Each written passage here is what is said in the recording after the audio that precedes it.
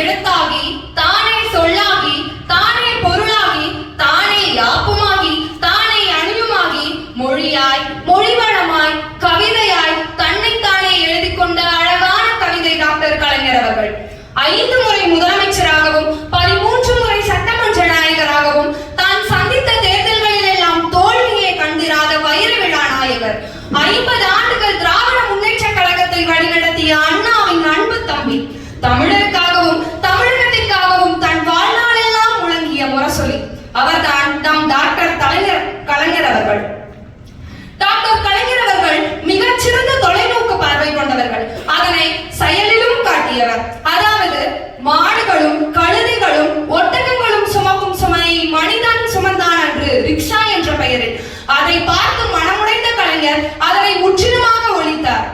என் பிறப்பு என்பது குடிசையில் இருந்தால் பரவாயில்லை, என் இறப்பு என்பதும் நீ குடிசையிலே இருந்து விடுமோ என்று மனமுடைந்த மக்களுக்காக குடிசை மாற்று வாரியத்தை கொண்டு வந்து அப்படிப்பட்ட மக்களையும் அடுக்குமாடி குடியிருப்பில் அமர வைத்து அழகு பார்த்தவரும் கலைஞர் அவர்கள். மதிய உணவு திட்டத்தில் முட்டையை அறிமுகப்படுத்தியவரும் கலைஞர் தான். முட்டைக்காகவே பள்ளிக்கு சென்றவர்களும் இங்கு இருக்கத்தான் செய்கிறார்கள். பெண் கல்வியை பெரிதும் போற்றியவர் கலைஞர். பெண் கல்வி ஊக்குவிப்பதற்காக டாக்டர் கலைஞர் அவர்கள் 8ஆம் வகுப்பு வரை படித்த பெண்களுக்கு திருமண உதவி தொகையாக 5000 ரூபாய் வழங்கப்படும் என்று அறிவித்தார். அப்போது அவரை சுற்றியிருந்தவர்கள் எல்லாம் ஒரு கேள்வி எழுப்பினார்கள். அப்போது பெண்கள் 8ஆம் வகுப்பு வரை மட்டுமே படித்தால் போதுமா என்று. அதற்கு கலைஞர் அவர்கள் சொன்ன பதில்தான் அவருடைய தொலைநோக்கு பார்வை எந்த அளவுக்கு இருக்கிறது என்பதை நமக்கு காட்டும். அதற்கு கலைஞர் அவர்கள் ஒரு பதில் சொன்னார். 8ஆம் வகுப்பு படித்த பெண்கள் தனக்கு என்ன வேண்டும் என்று தானாகவே சுயமாகவே யோசித்துக் கொள்வார்கள். 8ஆம் வகுப்பு படித்த ஒரு பெண் தானாகவே 10ஆம் 12ஆம் வகுப்புகளை படித்துவிடும். 8ஆம் வகுப்பு என்பது வயதை மட்டுமே அடிப்படையாக கொண்டு நிர்ணயிக்கப்பட்டது என்று டாக்டர் கலைஞர் அவர்கள் கூறினார்கள்.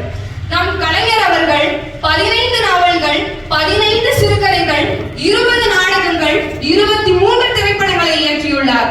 75க்கும் மேற்பட்ட திரைப்படங்களுக்கு திரைக்கதை வசனம் எழுதியுள்ளார். 5 முறை முதலமைச்சராகவும் 50 ஆண்டுகள் ஒரு கழகத்தை வழிநடத்தியவரால் இவற்றை எல்லாம் எப்படி எழுத முடியும்? இவற்றை எல்லாம் எழுதி கொண்டு முதலமைச்சராக இருந்தாரா அல்லது முதலமைச்சராக இருந்து கொண்டு இவற்றை எல்லாம் எழுதினாரா என்ற கேள்வி நமக்குள் எழதான் செய்கிறது.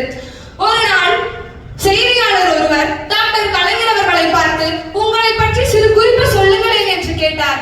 அதற்கு கலைஞர் அவர்கள் சற்றும் சிந்திக்காமல் மானமிகு சுயமரியாதைக்காரன் என பதிலளித்தார்.